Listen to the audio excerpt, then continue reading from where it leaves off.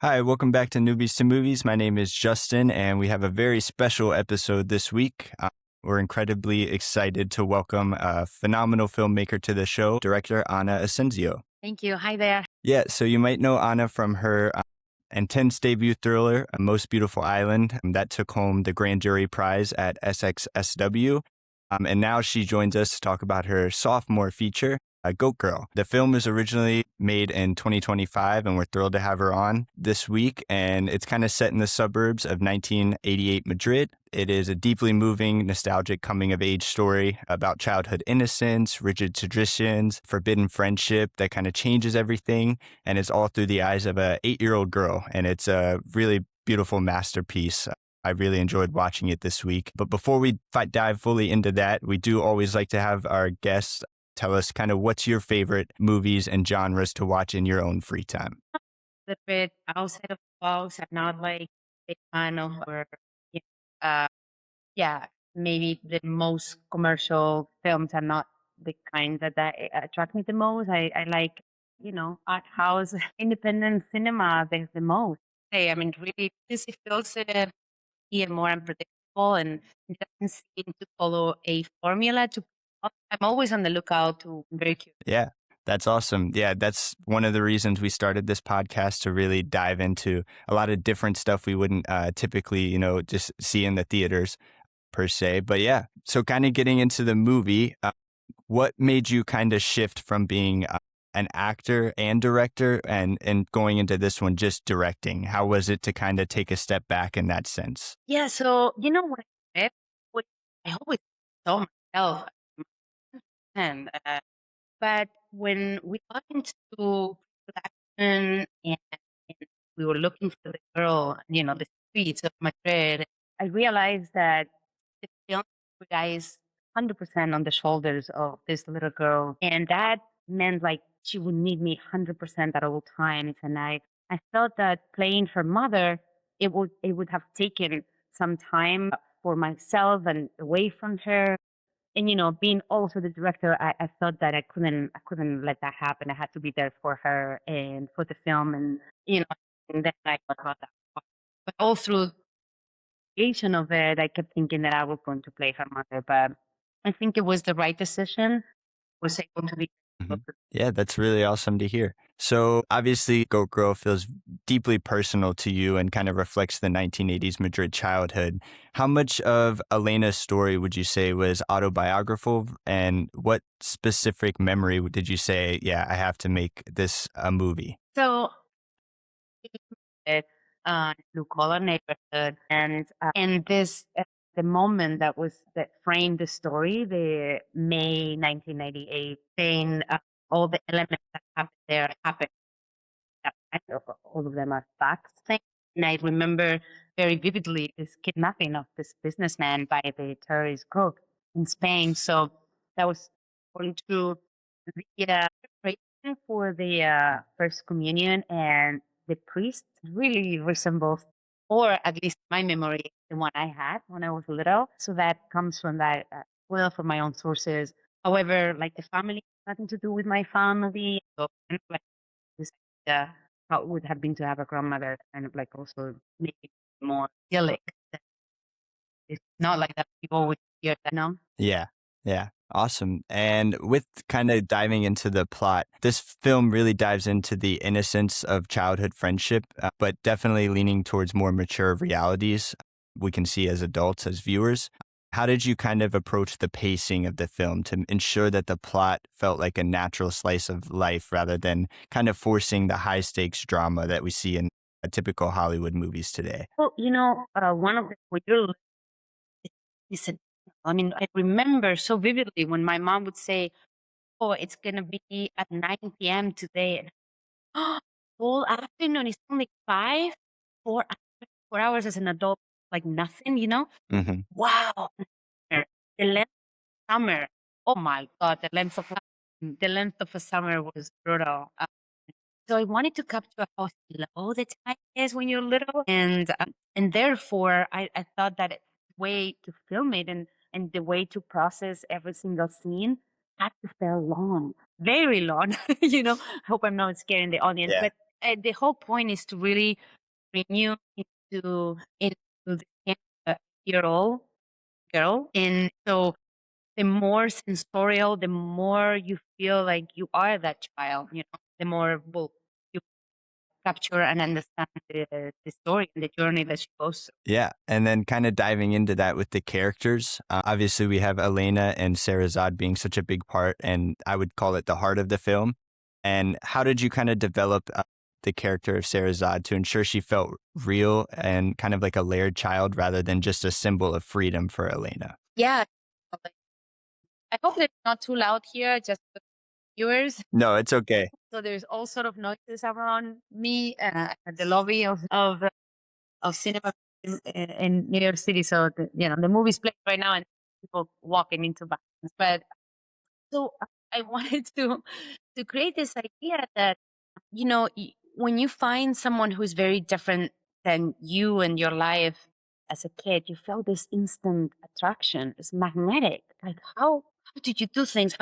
So it was very important that that was initially shown and introduced as how kids see things, right? With this pale, aura of magic in a way, but then to bring it down very realistic and who this girl really was, the Romani girl that Elena needs and wants to desperately be her friend.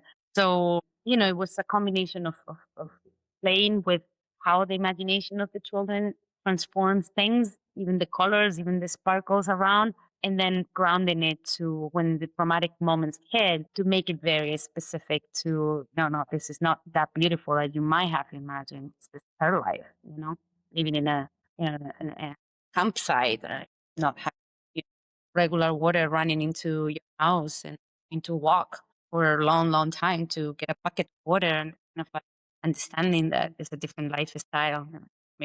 Yeah. And then with the cinematography of this movie, you obviously decided to capture the whole film through Elena's eyes. What kind of conversations did you have with your cinematographer or director of photography about camera placement, lighting, and to kind of ground the audience in this 8-year-old's perspective? So one thing that was very clear from the beginning for me was that the camera had to be eye level with Elena, the main character.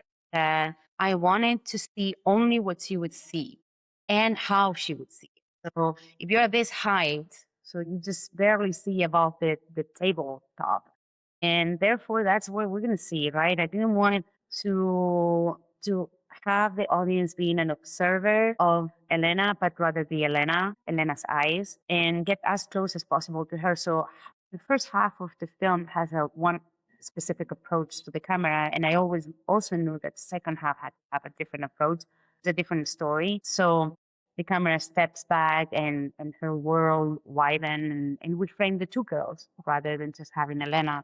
So these things I had it very clear in my mind that I wanted to look that way.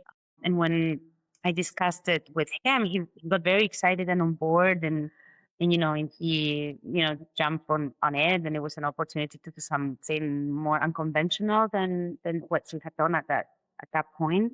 So yeah, it was exciting. I mean, I'm very visual, so when I write the script, I almost you can see where the camera is going to be placed and what is going to be framing out and framing in, and so I had very clear ideas coming into the shoot of what I want. Yeah, I definitely appreciated this film because of the cinematography. That's a big thing we always talk about on our show. So I definitely appreciated it. Kind of with the children, obviously children don't always have the best vocabulary, especially when it comes to things like grief and confusion. Yet, children, they absorb everything around them. How did you kind of approach the dialogue for the kids as it really felt authentic, I felt like, and it still conveyed a very deep emotional weight as well? Yeah, so I love children always, and when I'm with children, I just become another child. Basically, I bring whatever age that the children are to myself and to the way I communicate. So I knew that I had to speak their language in order to understand. And so I wrote things, but I had my doubts, of course. I said, would you say it this way? And if they felt like that was not right, they would say it to me.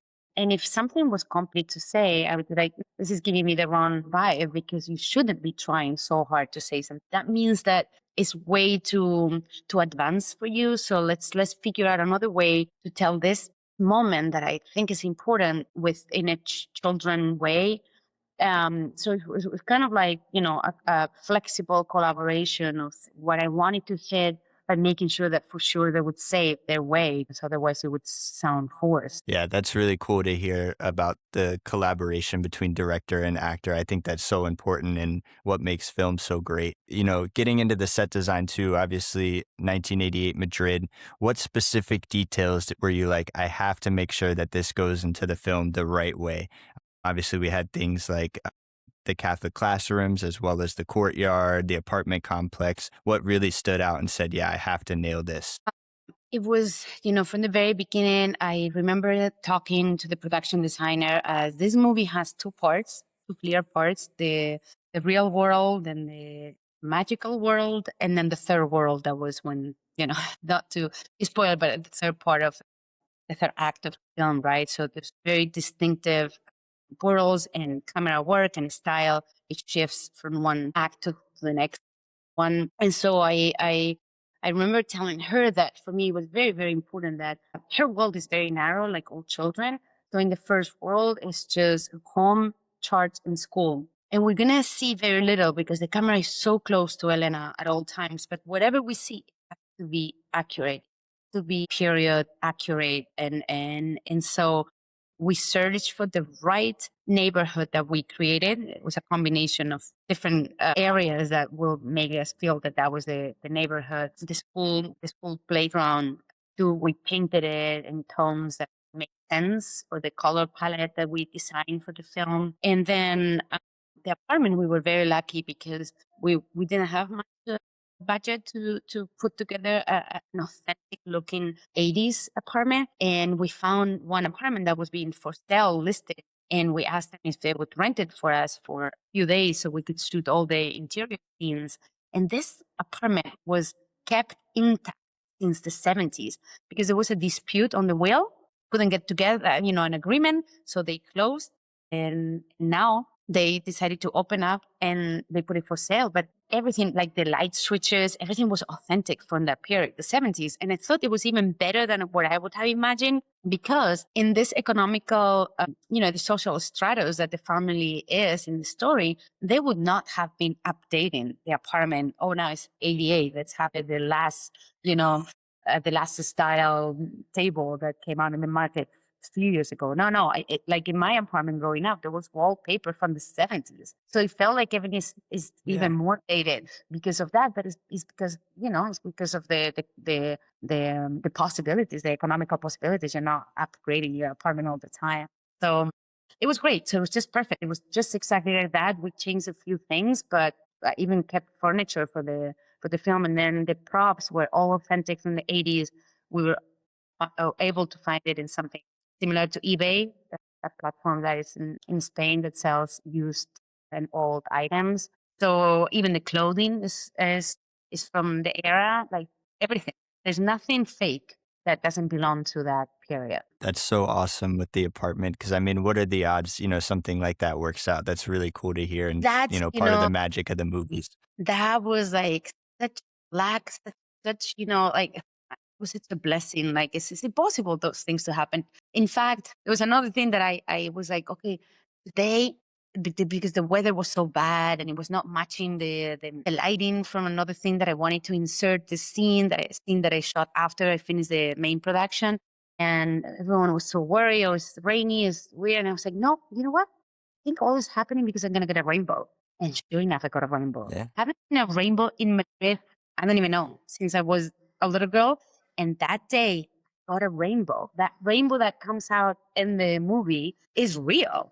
And it's just, I'm putting so much love into this film. I mean, this film is a labor of love. This film is not made for making money, I guarantee you, for so long in the film. There was just, I put so much love because I really deeply care about this story. And I felt like good things happened to me during the production because of that. I don't know. I believe in this energy that you put out and things come back to you. They definitely do. So you cast Alessandra Gonzalez and Juncal Fernandez, who had no previous acting experience, at least from what I could see. And as an actress, as yourself, what was your technique for kind of guiding the young girls to give such, raw, beautiful performances? I know you talked about working with them a little bit ago. Yeah. So, and that was the most important thing. They always feel like they were having fun, and this was at the same time be very stern with the concept that this is theory, meaning whatever we accomplish, we're gonna have to lock it and repeat it later on, and we might have to repeat it several times because that's how films are made. You have more than one take. But so it was through playful games and finding a language that they could understand, because often I would be very, very specific, especially with Elena, with Alessandra, and say, oh, show me this little subtle anguish. And she will be like, I was like, oh, you don't understand what anguish means. But I know. I was like, okay, you're right, you're right. So, and then I will find another word to try to explain, wanting to be super specific. But of course, they can't understand certain things, right? So, and when with Yeah. Juncal has a different sensibility than Elena. Elena is Alessandra is very technical, very precise, a perfectionist, and Juncal playing Cerezade, she is a free spirit herself, and she would be like, "I just want to do this because I would do," and it was like, "I know, but you are not you.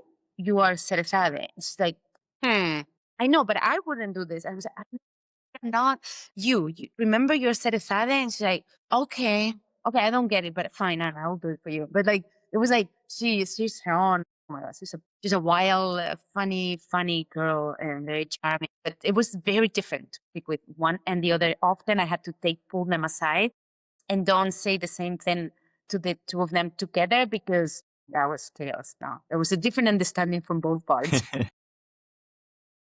Yeah, I'm sure. I'm sure. Also, kind of a funny question, but I've always been curious about in filmmaking when working with live animals. What was it kind of working with? How was it working with the live goat at the in the third act of this movie? Mainly, how was there anything that ever went wrong? Was it not cooperating ever? Listen, working with a goat and goats don't follow any directions. They do whatever they want. They're stubborn. And on top of that, she got pregnant right before the shoot. So she was highly Wow. sensitive. It was the hottest summer I had experienced in Madrid. It was so hot. She could only work for 5 hours altogether. She had to have a lot of breaks. The animal wrangler was, very careful with her and everything. We had to be basically working around her as if we had a Hollywood star on set. And then on top of that, she didn't do anything I wanted. I would say, okay, I had this visual, this is going to happen. And then when we do this, the goat is going to turn her head. Oh, no, forget about it. I would do this. I would do ring, ring. I would do anything. And the goat would be like, not moving.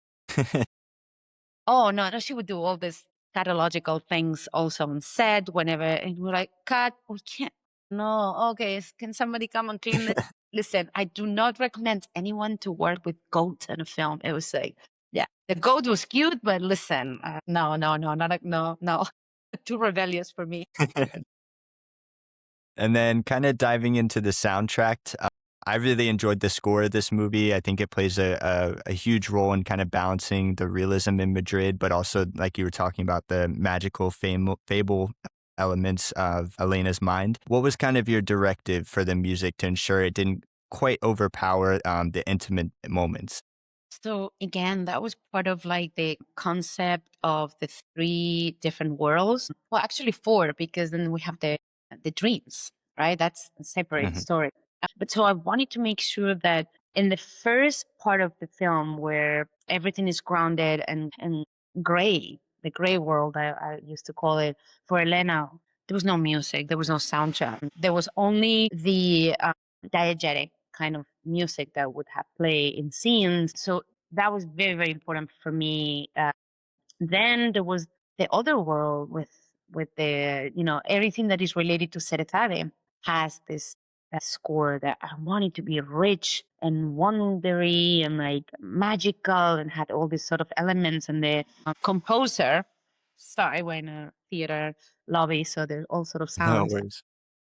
But the soundtrack had to be like really big, in that sense. It had to be special and magical. And he worked, creating this beautiful music. I loved it so much. But yeah, so it kind of like it has to be there, but nowhere else. And then because the composer is also the sound designer, I often with my previous film as well, I didn't want any score. And then the score came again from the sound designer who composed the score too. So the two times happened the same thing. I was like, for me, the sound is the score. The sounds informs us to the state of the character, the situation that is happening, the atmosphere. So there was a rich sound design, especially in the first half of the film, where there are things informing us, the neighborhood, the playground, things like that. So it was, to me, it's part of in a way, the score, the music, everything that comes and brings you into this world, right? Yeah.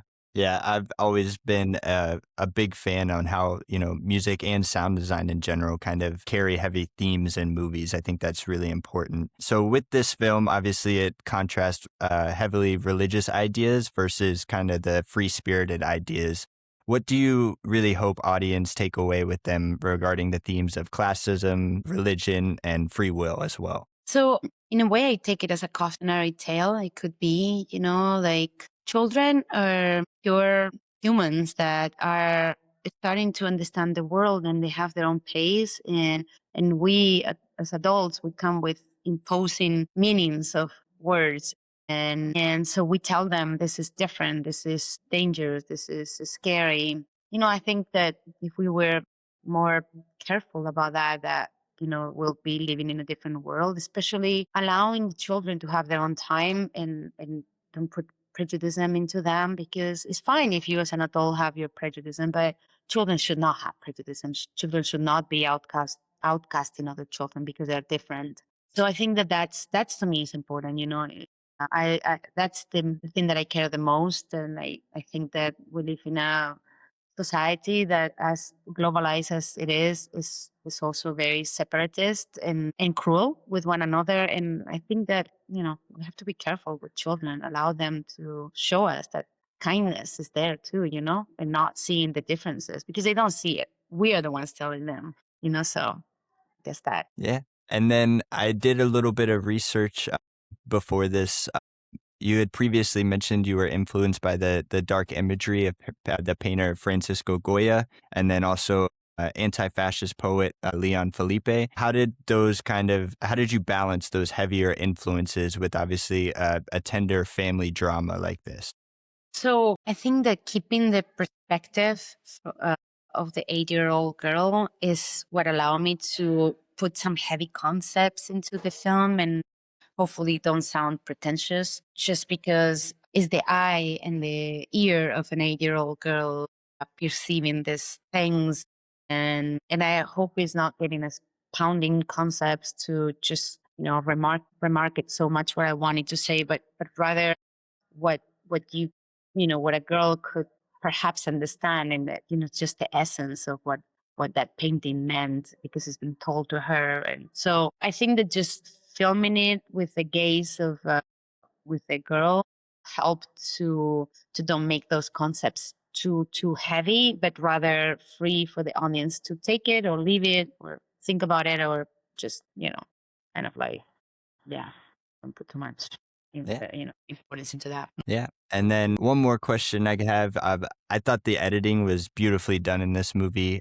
I liked the transition between obviously the real world and then Elena's dreamlike world. What was kind of the biggest challenging when editing this film, trying to stitch together those two and make a clear picture for the audience? So, well, first of all, one of the things that were not easy is that I didn't have that much material shot, because it's a very short shoot. And so there was not so much to play with, but I work with a great editor, and he's so experienced. He's a well-known editor, won multiple awards, and work all through all sort of film genre, right? And he allowed me freedom, as opposed to telling me this is what you should do and this is what you shouldn't do. He said I would come up with ideas, and he would say, if you want to do it, and I would be like, but can we do this? And the majority of the time he said, we can do whatever we want, Anna, go for it. So that was so liberating because he had so much experience and I trusted him so much. And he really became my friend because he cared deeply about the film. And there was obviously a few times that he would say, no, Anna, I wouldn't advise you to this. I think it's going to be not original, but maybe too jarring and too, and I listened to him because of that. It gave me so much trust. So that was a wonderful experience. I learned so much through the edit. But it didn't come so easy as I imagined to say, to figure out how can I create this magical world when I think I have the right or enough footage. But again, the music comes and all these elements that make films, what they are, which is great. Yeah, awesome, awesome. Well, we appreciate having you on, and congratulations on all your success on the film. Any other remarks you have for the audience before we head out? No, I mean, I hope that people miss their inner child as much as I do, and they feel like attracted to come to see a movie that really brings your inner child out, and it put pause on the hectic time that we live, like the rush that we're always, and it's just all of a sudden you take a pause for an hour and 30 minutes, and you're transported to another time. Yeah, yeah.